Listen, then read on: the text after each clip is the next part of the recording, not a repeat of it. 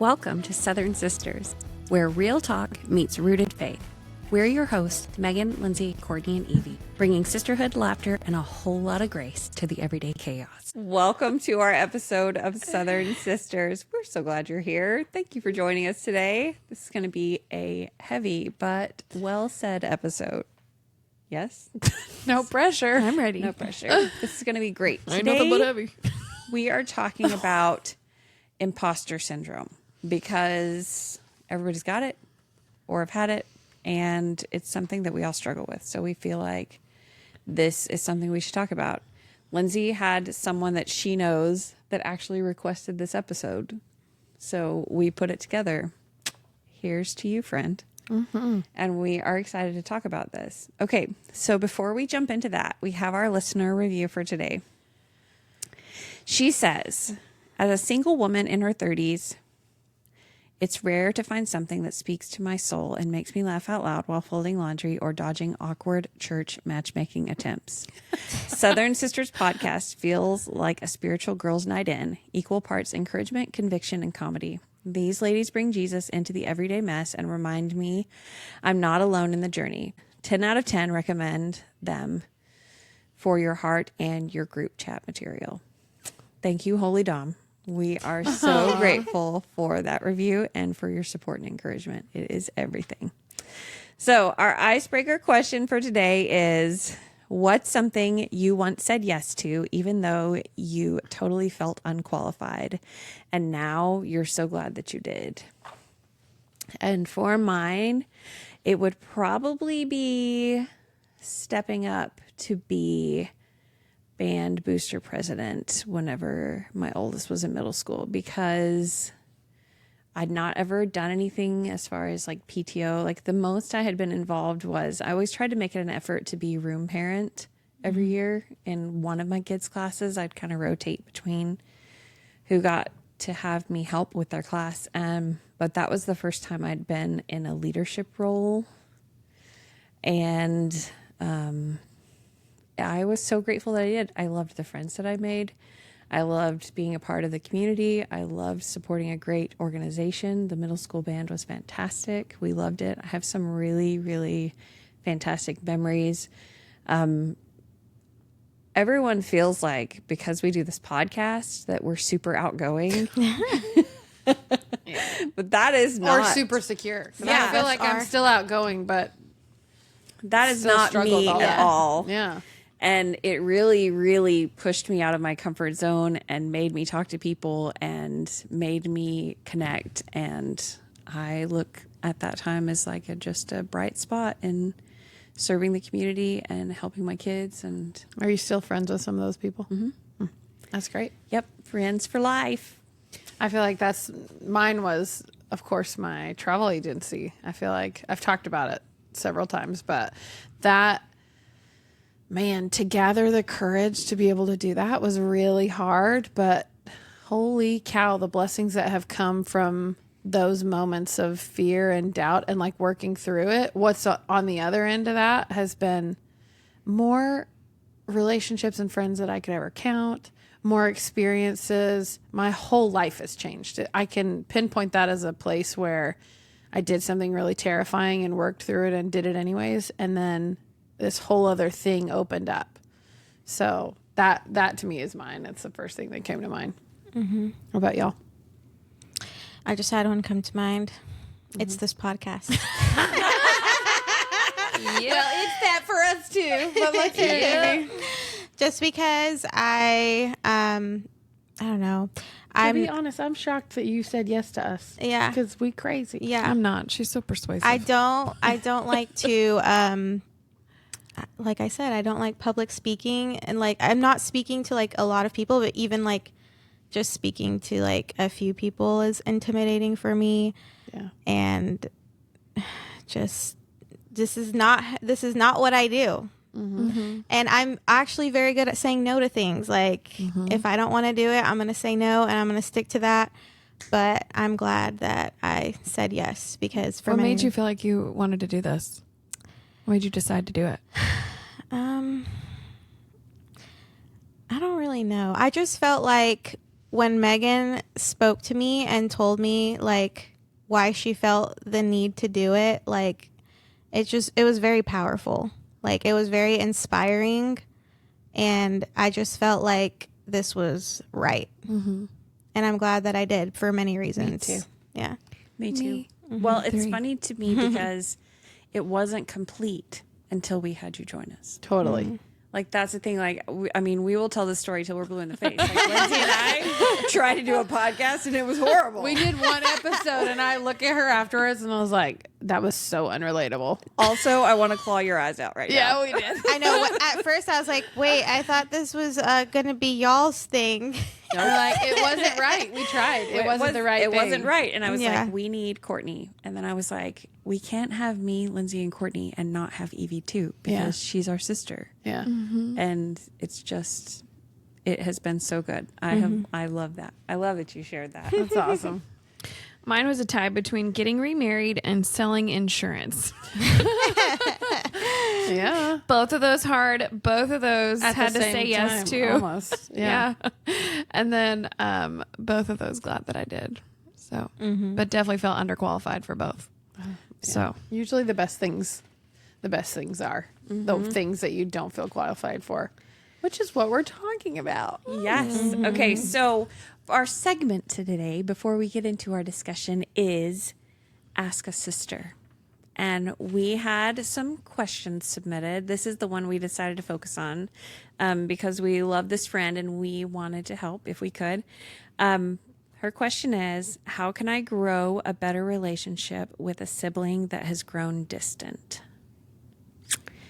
And I kind of just, messaged her back and was asking for just a little bit more backstory. And this is what she said. She said, we were really close growing up, but as the years have gone on and we both have gotten married, this brother in particular has completely just cut them out of their life, saying they don't really feel like the need for this relationship, with no explanation or willingness to have a phone call or conversation. So how can I go about this in a Christ-like way that shows the door is always open on my end and that I will always love them? Like, they want to have that relationship, but it feels impossible. What would you do? I really like this Ask a Sister segment. I think it's important. Yep. So what would y'all do? I completely understand this question because I got married young and I was really close to my brother, and then I got married and left and just moved away. And Far so away. he was pretty young whenever I moved away. He was like 14. So I kind of got isolated in my own world with having kids, and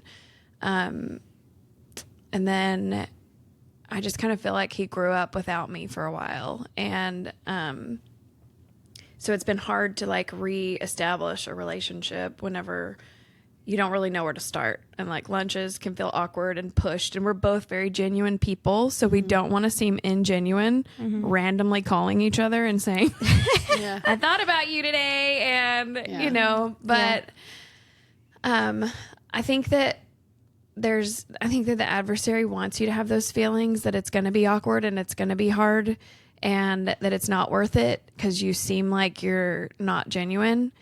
But that's not true. My advice is I feel like that I'm in a lot better place with my brother now. I've moved back home and I've been able to, reach out to him and try to cultivate that relationship better. And I just think boys are harder. Honestly, I just think they don't communicate like girls, and Brothers. they're kind of it's easier for them to keep to themselves. I don't know if they need the girl talk, and You're right. there's a reason why it's called girl talk, right? Yeah. So they have their own needs, but I just always thought about, and even whenever I had, felt distant from you guys, because a lot of the times when I lived away, I felt distant, and a lot of that was in my own mind. And so that isolated me a lot too. I mean, if your brother has told you specifically they don't feel like the need for a relationship with you, that first of all is heartbreaking. And I'm sorry that you have had to deal with that. But also I've always thought about what kind of sister I want to be, what kind of wife I want to be, what kind of daughter I want to be, no matter how other people show up. Yeah. So it's like, okay, And this that's may your not be a choice. two-way or what friend I want to be. Yeah. So figure out what kind of sister you want to be. And if you want to be the sister that still loves him, is always there for him, be that sister. Yeah.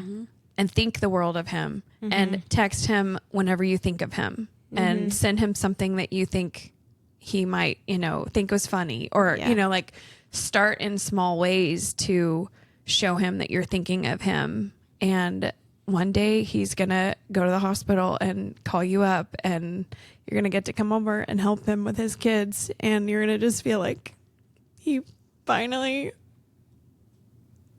needs you and knows you're there. I do feel like having a constant presence. And I mean, this is going to seem like a Sunday school answer, but my response to this is pray to know how to reach. And I think that And could pray be for them. Yeah, that could be with any estranged relationship, really. Yeah. It's like, how can I reach? Lord, help me to be open to know the way that I can reach. And also recognizing that everyone has a currency. And that's how they like to receive love. And be open love to the language. fact that the way you show love is not always the way they like to be loved. Right. And kind of be aware of that aspect of it and just know that you're always there. I would say not even, I mean, you could text, yes, but maybe send a card in the mail just to say, this reminded me of you, or I was thinking about you. There's something physical about Writing. taking the time to write. Yes. That's just different than shooting off a text, you know? It just requires a little bit more effort. I have a tool that thought I that same learned from my amazing friend and mentor, Heather. Years ago, I was struggling and didn't know what to do, or like it wasn't time for reconciliation yet. They weren't ready, but I still wanted to heal from it and get past it and do what I needed to do. And so she taught me about a love sandwich.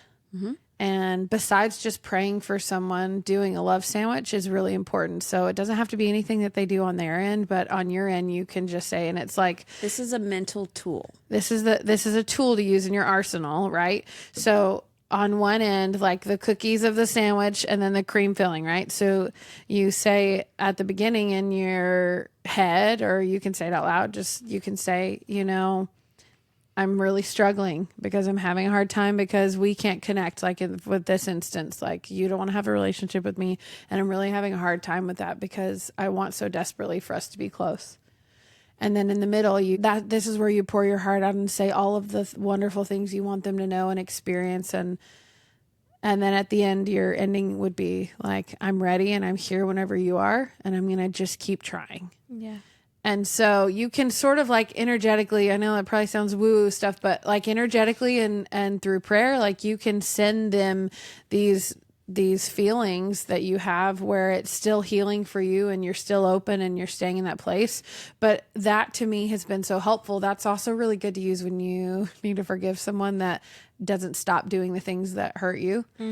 You can still forgive and send them these good vibes, for lack of a better term. Like you can send them this good energy and these good feelings without them having to accept. So I think having those things are still really important, is to still send love, but to have a boundary where you're like, no matter how you feel, I'm going to keep sending good. And I think it's really important to keep yourself whole and healing and in a great place mentally. So the love sandwich is not technically like a conversation you have with someone. You could pretend like you're having a conversation with them, like imagine them in your mind, but it's not a physical conversation. It's just with you. Yeah.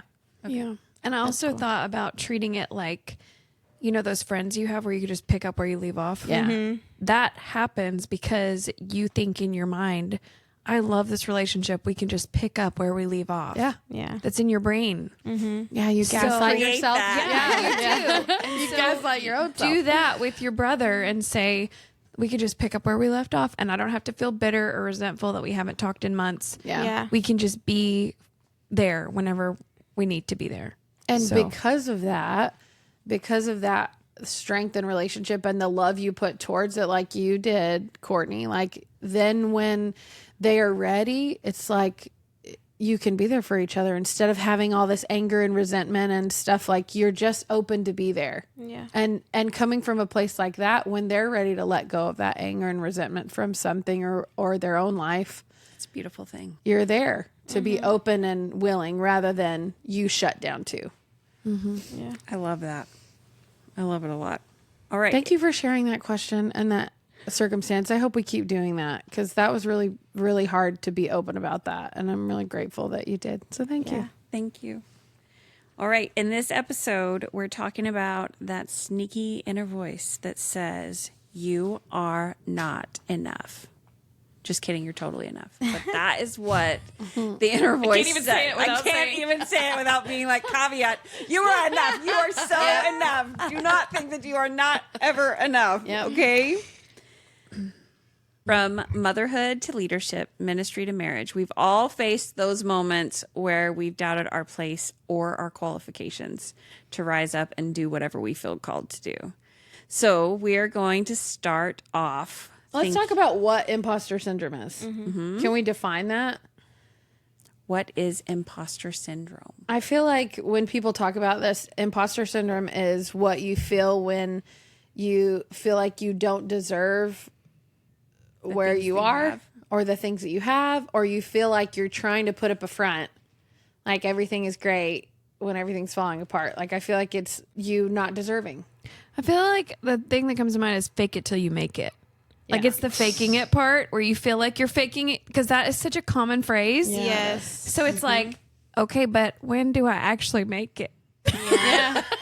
Because I just feel like I'm faking it. Right? That's Like how I you do the feel. hard things Yeah. and you feel like, okay, fake it till you make it. That's But how I you're feel like, on social media constantly. yes. I'm just gonna keep trying. I know, right? Have I arrived? No, still not.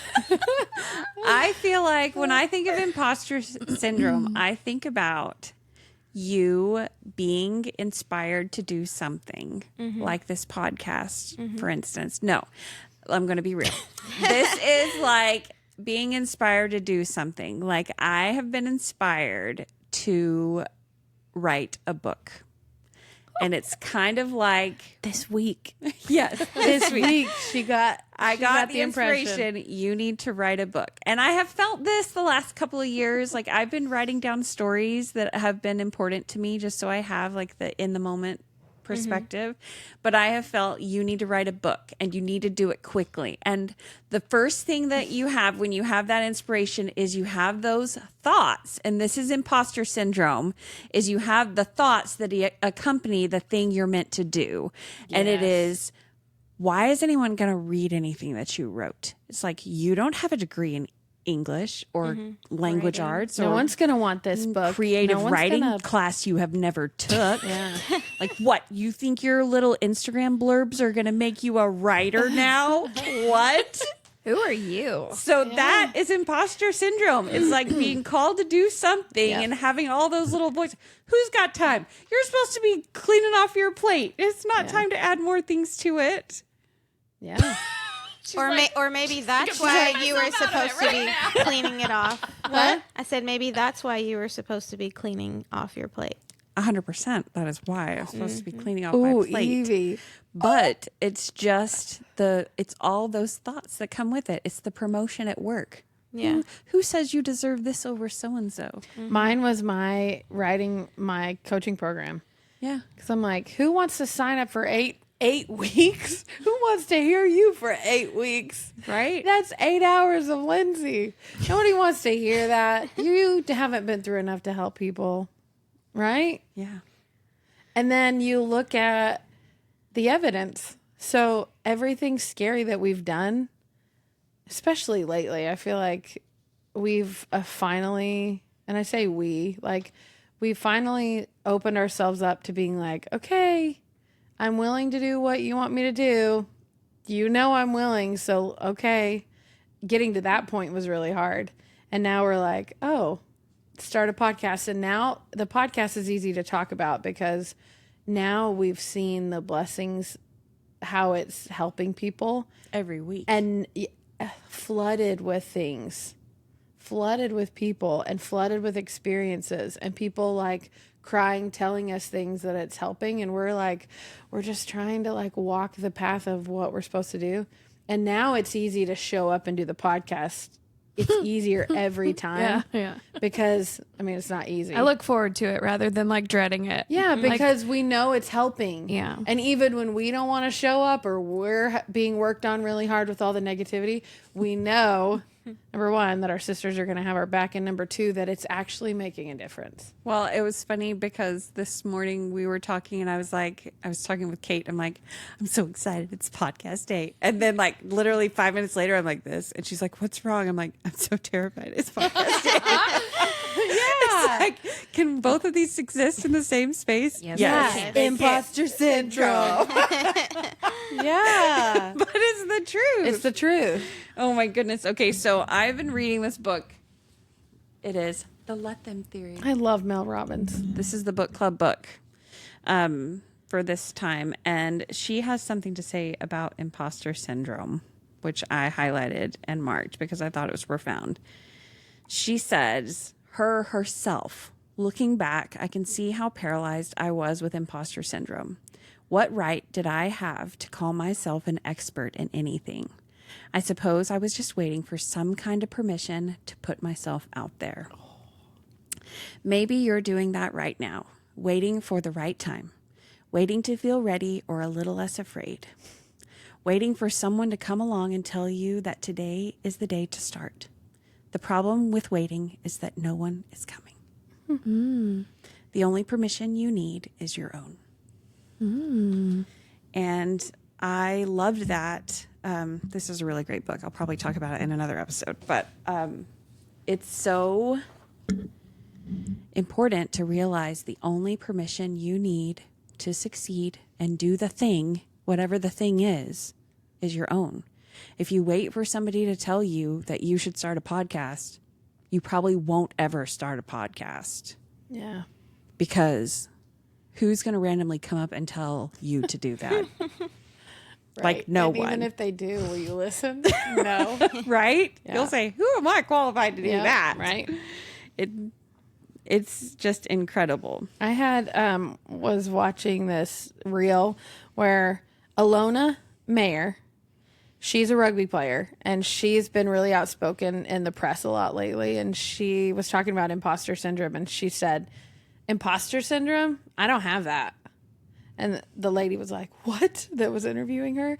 And she said, I don't have imposter syndrome because I've put in the work.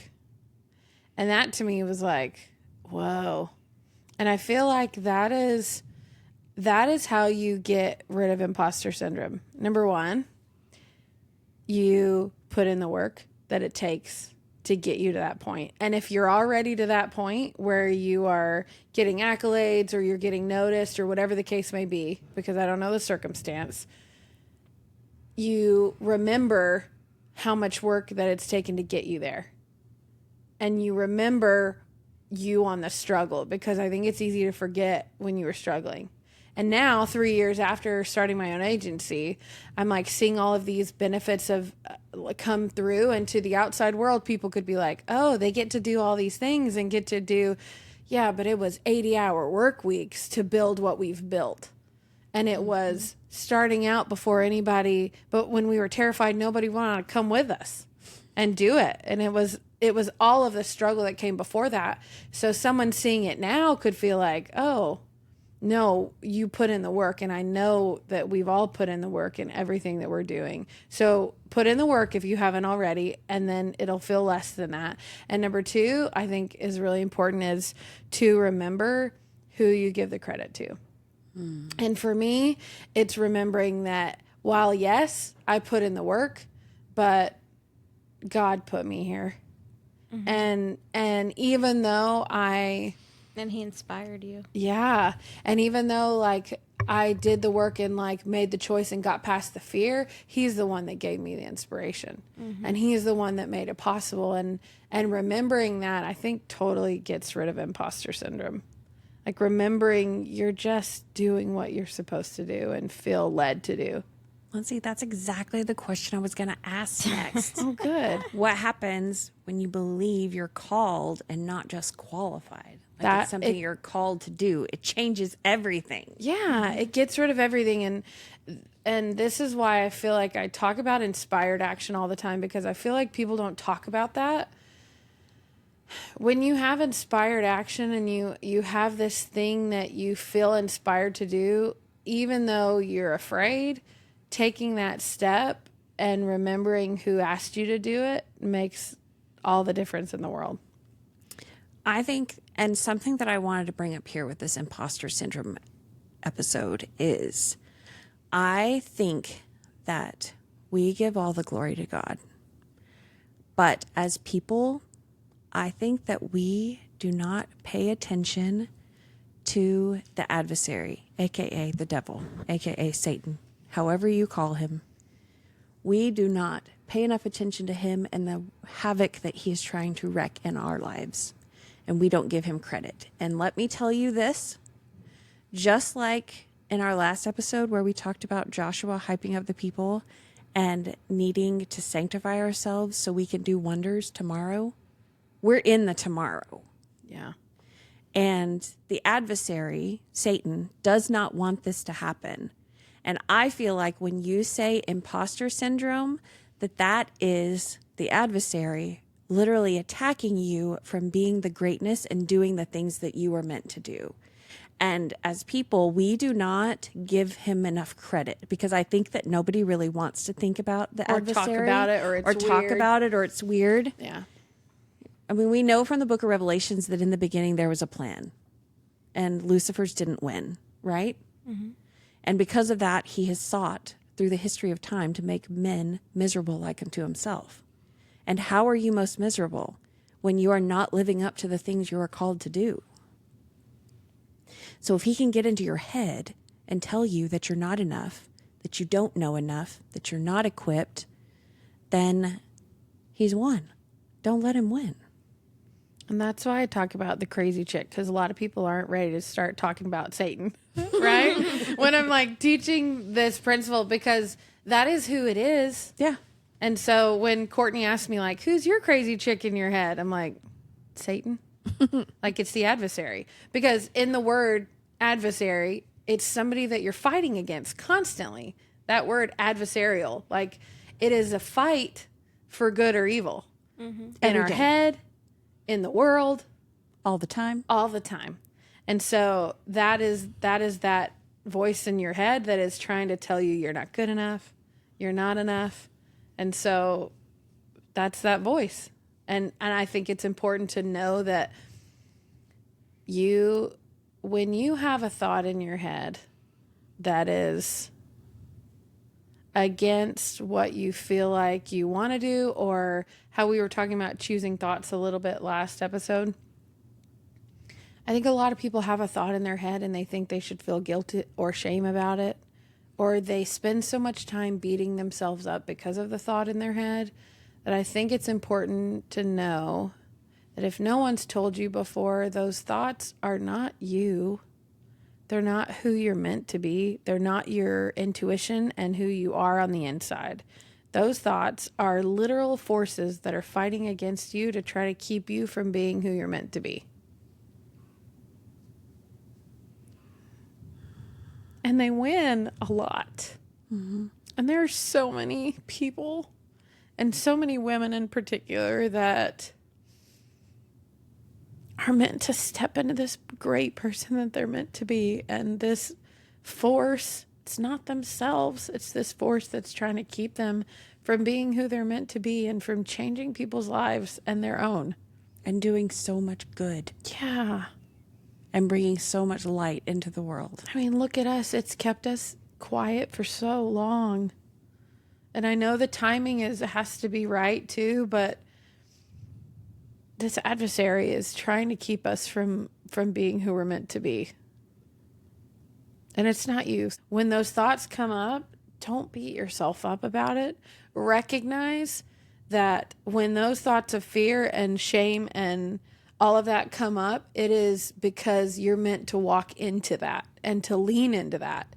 Because on the other side of that is something really great that's meant for you that you have no clue what's behind there.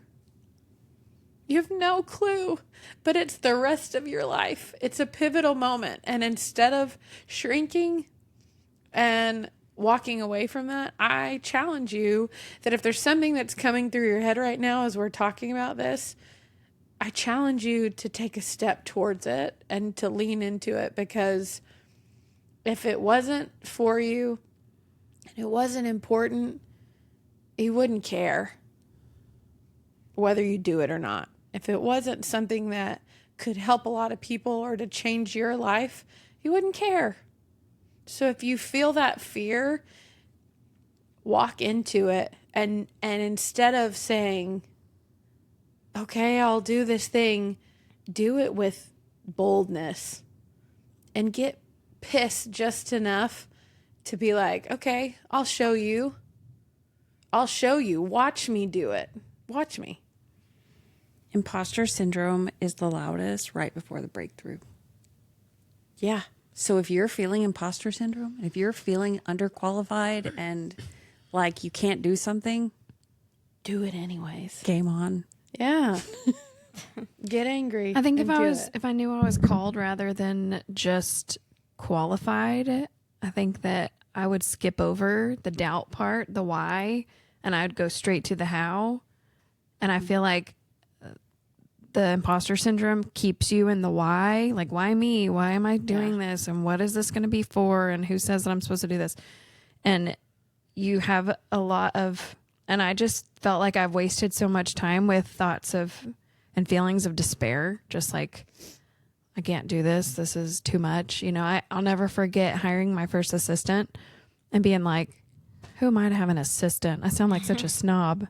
My assistant, blah, blah, blah. You know, like being somebody's boss was like so overwhelming for me. I was just like, I can't be somebody's boss. I don't have any qualifications, do anything. And then I would have to look at what the workload was and say, okay, I can't do this by myself. Mm-hmm. So I had to like see concrete evidence that I needed something to be able to feel like I deserved it. And, you know, that's not right either, to just have to, because we see the evidence of the podcast. And so it's easier for us to show up, but we had to do it without all of that first, you know? And I think that's a blessing that comes from doing the hard thing is having those reassurances along the way, because he sends the people, you know, God sends the people to you. He gives you what you need each day, what you need to learn to be qualified for this thing. Mm-hmm. So he qualifies who he calls. It's not the other way around. You're not qualified and then you get called. Yeah. Yeah. You get called and then you're qualified because he makes you that way. Yeah. If we knew the end from the beginning, there'd be no reason for faith. Yeah. Or that it was all going to work out. Right? Yeah. Oh, okay. Mm-hmm. Do you have any thoughts, Evie? I think for me, when I have felt imposter syndrome the most has been in motherhood. Mm-hmm. And my whole life, like, you know, I would have ideas of like what I want to do with my life. And sometimes I would, you know, it would change. But one thing that always was constant was I always knew that I was meant to be a mom. And sometimes as a mom, it's not like more so thoughts of I'm not enough. It's more so thoughts of you're not doing enough. Like you're just a mom. Like what does that do for society? How is that like a contribution to anything? But one thing that has helped me in my life is my patriarchal blessing, which in our faith we are given a blessing that is like a roadmap for our life. And in mine, it talks about like specific things about me and motherhood and how that is going to affect the generations to come. And it's going to be reliant on me. And no pressure. Exactly. So whenever I'm feeling like that, I just go and read that. And it reminds me that it's not just, this is all you do, you're just a mom, you're not contributing in any way. It helps to remind me that it's a great calling, and it is going to have an impact on lots of people. Mm-hmm. Isn't it amazing the things that we're called to do? We don't have any concept of who the lives that will be touched and the people that will be helped. Like, that's the thing that's so amazing about how everything always works together for the good. Mm-hmm. It's incredible. Who do you have in your life that helps you when you're feeling this imposter syndrome, that speaks truth over your doubts? You guys. Yes. I will literally call mom and dad and be Me like, too. hey, can you guys remind me how amazing I am? Because I'm about to do something hard and I need to hear how great you think I am. Because no matter what, I know they think I'm amazing. So they know more about me than anybody else. They watched me walk whatever road I've walked my whole life, and they're able to just say, you're amazing, Courtney. Yeah. And you believe them. Even when I don't believe it. Yeah. Yeah. Mm-hmm. I love that. My husband, he hypes me up a lot. Mm-hmm. That's the same. I'm for like, me. okay, I need a pep talk. He's like, okay, you're awesome. I'm like, okay, say something other than awesome. Yeah. And he's great at it. And just seeing what I can do before I do has been really cool, and saying it out loud. So if you're that for somebody else, like, say it when you feel like you need to say it, because it could mean everything. And recognize the people in your life that are your hype people that help you see the good and all the beauty. I mean, there are sometimes that I will text these guys and just be like, hey, this is what I feel inspired to do. Can you hold me accountable so I'll actually do it? Yeah. Yep. Like, it's I gotta everything. say it out loud. Yeah. You don't say it out loud, then it doesn't happen.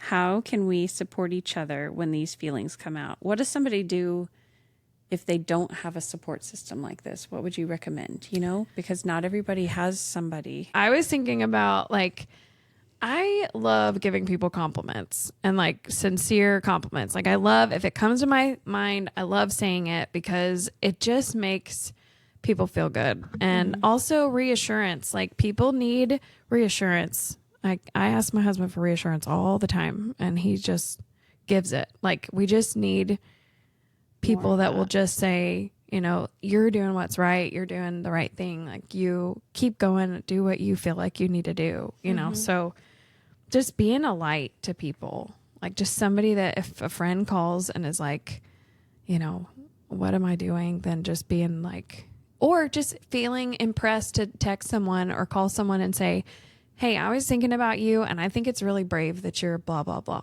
Yeah. Or I really loved, you know, when you spoke in church today. I'll try to tell people, like, that really made an impact on me when you said this. Or like, because it matters when I do something and I put myself out there, like in this podcast, or when I give a talk at church. Yeah. It means the world to me. Or when I sing, like when they're like, I get thank you notes in the mail of someone saying, when you sang last Sunday, like, I just felt the Spirit so strong. And I'm like, That's awesome. like, it means It does. so much to me. So, I mean, just little light things like that are great. I feel like even I've been the biggest, I just decided about a year ago to be the biggest cheerleader that I can be. Like, when our agents or people I know and love post on social media, because this is something that I feel like unless you have a goal to post on social media, you don't get it until you get to that point. Because when you are putting yourself out there constantly and you're like, oh, post, and you're trying to do something and post on social media, when somebody puts a comment that's thoughtful or even comments at all, it is a huge deal. And so I've been trying the last year to, like, every time I see somebody I know or love and somebody I don't know that's doing a really good job, like, I try to always comment. And it just takes a second, but it's literally, it helps so much. And that is without even talking about what it does for their algorithm and helps boost their posts. And without all that, it is to let them know that they're doing a really good job. It's so easy to just be like, heart, Yeah. like, but it takes thought and real, like, to take a second and be like, okay, I'm going to thoughtfully comment, because putting yourself out there is really hard. It is. So I think if we can all, and I will challenge you to do that, if you see somebody that's really trying and putting themselves out there, like, comment. Like Courtney said, like, give a compliment in that way too, I think is really cool. Or send them a message. And I Yeah. think that when you do stuff like that, it comes back to you. Totally. That's the truth. Even if you feel like, oh, no one ever tells me this, or da, da, da, like, if we get stuck in that mindset, then it's never, it's never going to change, where you can think, okay, well, maybe I should try Do to it be that first. way. Yeah. When I first started working and doing insurance, I built my business. I remember the first thing I told myself was, it's hard to be nervous when your heart is in service. And I think that it helped me break past a lot of walls that were in my mind about feeling like an imposter and feeling like I couldn't do certain things, because I knew when my heart was in the right place and that I was trying to help people and make their lives better. Yeah. And I focused on that instead of feeling like I'm just trying to make money and, provide for my family, because that shows up too. It's part of being genuine, is it shows what your intentions are when you're doing it. Yeah. Say that one more time. It's easy. It's hard to be nervous It's hard to be nervous when your heart is in service. when your heart is in service. So when you're scared to do the big thing, if your heart's in the right place, you're doing it because you're trying to help people. It makes it easier to do it and get past a lot of the hard. I love that. I think that's great. Okay, so I was trying to think of what scripture would fit in best with this imposter syndrome topic, and I was drawn to the story of Esther, because I think if anybody in the scriptures knew about what it would feel like to be imposter, it would be a regular girl who got called up to be queen among people that were not even her people. Yeah. Yeah, that's so true. Yeah. Do you know what I mean?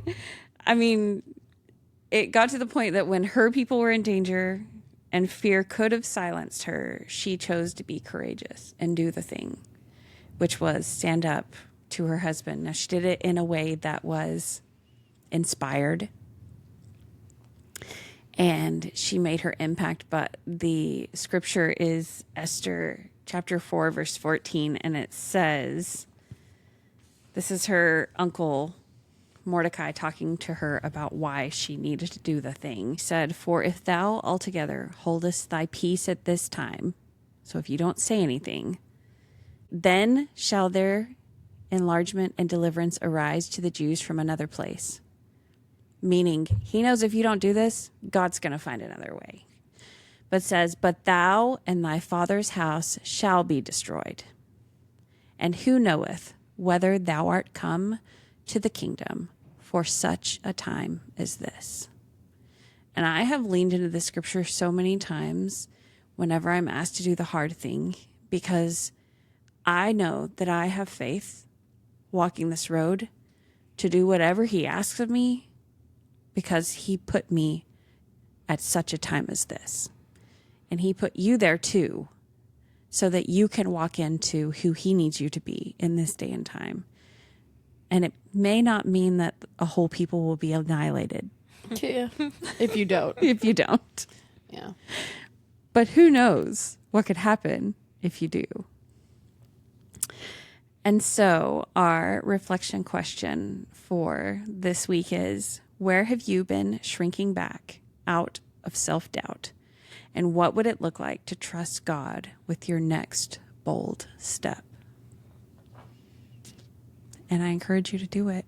Do the thing with boldness and with courage, because whatever he's calling you to do, he will qualify you for. So until next time. We've all done it. We've all it's your said turn. it. It's your turn. I've never said it. Oh, really? Never, ever. You did at the she likes beginning, it that didn't way. you? Mm-mm. Do you want ready? to say it? Mm-mm. Okay, I'll do it. We'll just do a rotation. Keep striving. We'll see y'all soon. What are you laughing about? I was just thinking about all the reels I've seen of like people with robots. Like, this is me and my best friend, ChatGPT. Because it always tells you what you want to hear. Yeah, Right? Yeah. And it makes you feel so good. Like, you're so validated. when Thank you so much. When it's like, that's a wonderful idea, Lindsay. That is and you're so like, "Thank you deep and so much." inspiring. Yeah. You could see how people could get stuck in that. You could get sucked in. Yes. Yes. It is crazy. Thanks for hanging out with us here at Southern Sisters. If you've loved today's episode, don't forget to follow us on social media for more laughs, heart-to-hearts, and behind-the-scenes real life. We'd be thrilled if you subscribed to the podcast, left us a review, and shared it with your friends, because life's always better when we're on this journey together. Until next time, keep striving, keep laughing, and keep showing up. We'll see you all back here real soon.